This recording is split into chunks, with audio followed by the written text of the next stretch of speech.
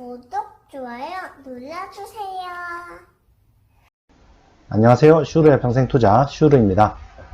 뛰어난 투자자 하워드 막스는 주식시장을 시계추에 빗대어서 자주 설명을 합니다.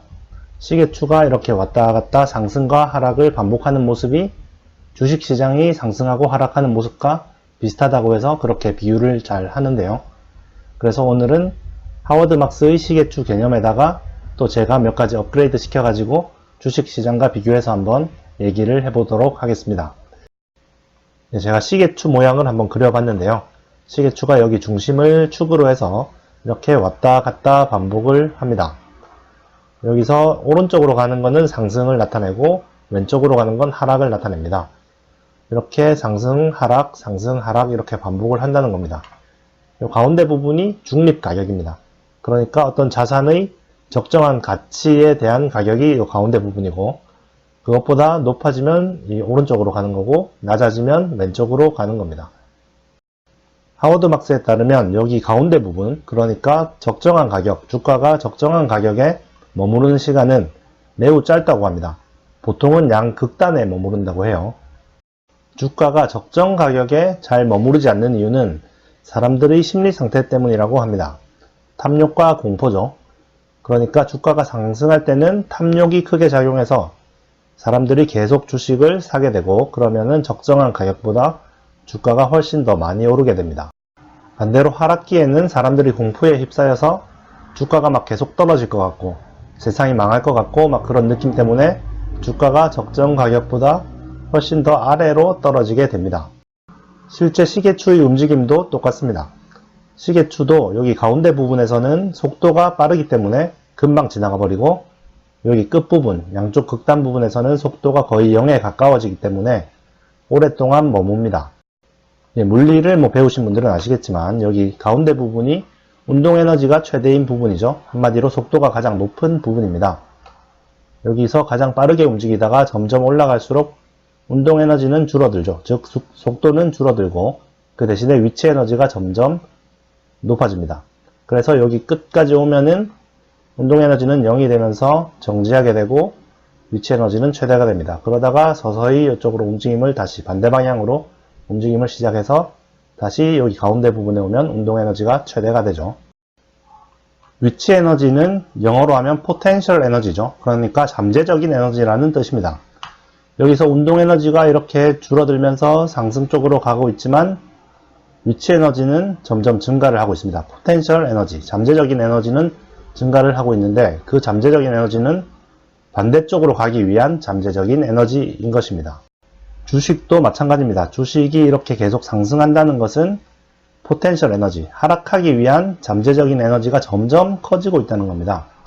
그래서 주식이 오른쪽으로 계속 지나치게 빨리 가면 갈수록 점점 더 하락 쪽으로 가기 위한 길을 모으고 있다고 생각을 해야 되죠. 그러니까 이쪽 부분에서는 항상 조심을 해야 됩니다. 언제 하락을 시작할지 모르기 때문입니다. 반대쪽도 마찬가지입니다. 주가가 이렇게 하락을 계속한다는 것은 다시 언젠가는 상승하기 위한 포텐셜 에너지를 모으고 있는 겁니다. 그러다가 상승이 시작되면 또 급격하게 속도가 빨라지는 거죠. 이렇게 시계추의 움직임과 주가의 움직임은 비슷한 점이 많은데요. 그런데 차이점도 많습니다. 엄청 큰 차이점이 있어요. 실제 시계추의 움직임은 정확한 주기가 있습니다. 공기의 저항이 없으면은 항상 같은 높이를 왔다 갔다 하는 거죠. 그리고 왔다 갔다 하는데 걸리는 시간도 항상 일정합니다. 하지만 주식시장은 좀 다르죠.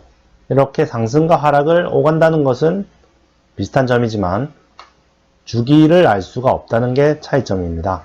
그러니까 언제까지 상승을 할지도 모르고 여기에 얼만큼 오래 머물러 있을지도 모르고 반대로 하락할 때도 언제까지 하락할지를 전혀 알 수가 없다는 겁니다. 그리고 어디까지 상승폭도 알 수가 없고 하락폭도 알 수가 없습니다. 실제 시계추는 여기까지 온다는 게 정확히 몇 번만 살펴보면 알 수가 있죠. 하지만 주식시장은 여기까지 온다는 법이 없고 더 훨씬 더 멀리 나갈 수도 있고 또 훨씬 더 반대쪽으로 멀리 갈 수도 있습니다. 주가가 너무 급등해서 여기에 이르르면 사람들이 이제 거품이라고 표현을 합니다. 거품이 오면은 이제 이성적인 투자자들은 분명히 곧 폭락할 거야 이렇게 생각을 하지만 뭐 여러 가지 변수들로 인해서 거품이 계속 여기서 유지되거나 아니면 더 올라갈 수도 있습니다. 분명히 여기는 중력이 많이 작용하고 있어서 내려가야 되는데 뭐 밑에서 바람을 불어 넣어주면, 바람을 계속 쏘아주면은 여기 자리에 유지가 되거나 아니면 더 올라가 버릴 수도 있겠죠. 여기 바람 역할을 하는 게 뭐 연방준비제도에서 돈을 많이 푼다던가 뭐 양적 완화 같은 거, 금리를 많이 낮춘다던가 뭐 여러 가지 정책들로 인해서 충분히 훨씬 더 상승할 수도 있고 아니면 훨씬 더 오랫동안 머무를 수도 있습니다. 하락 쪽에서도 마찬가지입니다. 경기가 많이 침체에 빠지면 이게 쉽게 잘 안 벗어나집니다. 이쯤 되면 충분히 싸졌다 생각을 해도 사람들이 점점 더 뭐 소비를 줄이게 되고 이런 식으로 악순환이 반복되면서 생각보다 꽤 오래 머무르는 경우가 종종 있습니다. 그럼 투자자들은 어떻게 해야 될까요? 투자자들은 뭐 당연히 이 시계추의 움직임에 맞춰서 행동을 해야 됩니다. 움직임에 맞춰서라기보다는 시계추의 위치에 따라서 행동을 해야 되죠. 여기 시계추가 높은 쪽, 상승 쪽에 위치하고 있을 때는 항상 조심을 해야 되죠. 이쪽에 있다는 것은 하락할 확률이 높다는 거기 때문에 항상 뭐 채권 비중을 늘린다던가 현금 비중을 늘리고 주식 비중은 줄여야 되겠죠. 하락할 확률이 훨씬 높기 때문입니다. 반대로 여기 하락 쪽 극단에 있을 때는 주식을 적극적으로 많이 매수하고 현금 비중을 줄여야 되겠죠. 뭐 중간쯤에 있을 때는 뭐 한 반반 비율로 한다든지 그런 식으로 대처를 하면 됩니다. 하지만 이쪽 위치에 있을 때도, 상승의 위치에 있을 때도 뭐 극단적으로 주식을 다 팔아버리고 현금만 갖고 있다든지 그렇게 하면 안 됩니다. 항상 말씀을 드렸다시피 이 상승이 언제 끝날지는 아무도 모르는 거니까요. 반대로 하락 쪽에 있을 때도 너무 주식을 또 100% 가지고 있으면 안 됩니다. 언제 하락이 끝날지는 역시 아무도 모르는 거기 때문이죠. 그래서 정확히 움직임이 턴하는 그 시간을 맞추기보다는 위치에 따라서 포지션을 취하고 있는 방법이 좋습니다. 그런데 이 위치가 어디쯤에 와 있는지 사실은 알기가 어렵습니다. 그거를 알려고 노력하는 게 투자에서 가장 중요한 거죠. 탐욕과 공포라는 심리 때문에 참 알기가 어려운데요. 탐욕이 심할 때는 이렇게 끝에 있어도, 상승의 끝쪽에 있어도 훨씬 더 많이 오를 것 같고 지금도 주가가 싼 것 같고 이런 느낌이 듭니다.